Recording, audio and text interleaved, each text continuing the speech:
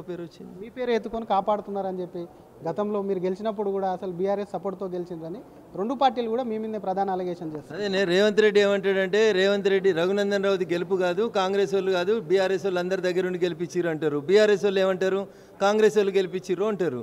నేను last time కూడా అడిగినా, ఇప్పుడు కూడా అడుగుతా ఉన్నా. మరి మహబూబ్ నగర్లో నీ సొంత జిల్లాలో డీకేఆర్న బీజేపీ గెలిచింది. వంశీచంద్ర రెడ్డి ఓడిపోవాలని రేవంత్ రెడ్డి డీకేఆర్నమని ఓడిచ్చిందని నేను అనాలని అయ్యాలా అనమంటే అంటే గట్లా.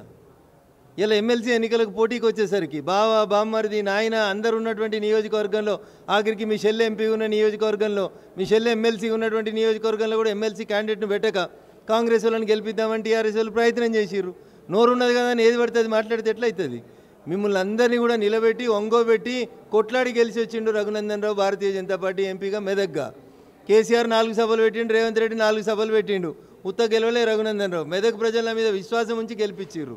మీకు చేతగాక మీ ఓటమికి మీరిద్దరు కొల్లుడై మీరు చేసుకున్నటువంటి తప్పుడు పనులు. మెదక్ ఎంపీగా మీకు 3వ స్థానం ఎట్లా వచ్చింది?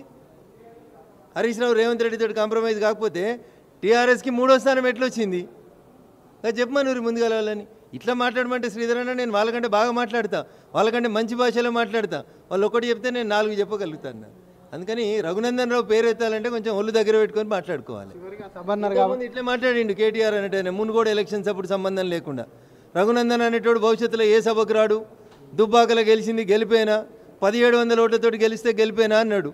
ఈ తెలివితక్కువ ఆయన అర్థం చేసుకోవాల్సింది ఏంటంటే, ఆయన మొదటిసారి గెలిచింది 173 ఓట్లతోటే. 173 ఓట్లతోటి గెలిచినోడు 1700 ఓట్లతోటి గెలిచినోడిని ఎక్కిరిచ్చిండు అన్న. నేను ఆయన కంటే 10 రెట్లు ఎక్కువ ఓట్లతోటి గెలిచిన. ఇది ఆయన సంస్కారం. రఘునందన్ ఎందుకు కోపంగా తిడుతున్నాడు నన్ను? ఇందుకే తిడుతున్నా. చదువుకున్నాను కదా, దిమాకున్నట్టు మాట్లాడాలి. సిరిసిల్లలో 2009లో నువ్వు గెలిచింది 171 కోట్లు లేకపోతే 173 ఓట్లతోటి గెలిచిండు. 173 ఓట్లతోటి గెలిచినోడు అయ్య పేరు చెప్పుకొని మంత్రి కాగానే మునుగోడు ఉప ఎన్నిక సందర్భంగా అన్ని టీవీ ఛానళ్ళల్లో కూర్చొని మాట్లాడిండు. రఘునందన్ అనేటోడు భవిష్యత్తులో ఏ సభలకు రాడు, 1700 కూడా మెజారిటీ అని ఎకసక్కాలకు పోయిండు. నీ అయ్య పోయిండు, నీ ప్రభుత్వం పోయింది, నేనైతే వచ్చిన ఇంకో సభలకి. నువ్వు వీడ వద్దనుకుంటే ఇంతకంటే పెద్ద సభలకు వచ్చినాయి కదా. భవిష్యత్తులో కూడా నీకంటే మంచిగానే ఉంటాయి కేటీఆర్, గుర్తుంచుకో. ఇట్లా వ్యక్తిగతంగా దూషణలకు దిగితే ఇది మంచి పద్ధతి కాదు. నేను కూడా నీకంటే ముందు నుంచి జై తెలంగాణ అన్నా. నువ్వు 2007లో జై తెలంగాణ అన్నావు, నేను 2001లో అన్నా. నాకు నీకంటే కొంచెం పౌరుషం ఎక్కువనే ఉంటుంది. ఈటుగా జవాబు పత్తర్సే కైసాదేనా అనేది నా దగ్గర చూసి నేర్చుకో కేటీఆర్. ఇక టైం పడుతుంది నీకు. ట్రైనింగ్ ఇస్తారా? ఇస్తా తప్పకుండా. ఫీజు తీసుకొని రమ్మనుండ్రి, మీ సమక్షంలోనే ట్రైనింగ్ ఇస్తా. ఇంకొకటి, సభ అన్నారు కాబట్టి గుర్తుకొచ్చింది. ఈ నెల భారీ బహిరంగ సభ పెడుతున్నది వరంగల్కి సంబంధించి.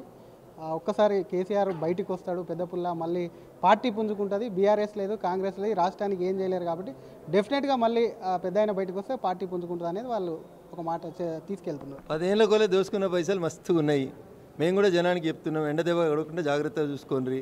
ఎన్ని పైసలు ఇస్తా అంటే అంతకు 10 రెట్ల పైసలు అడుగురు, తీసుకొని రాండి సభకి.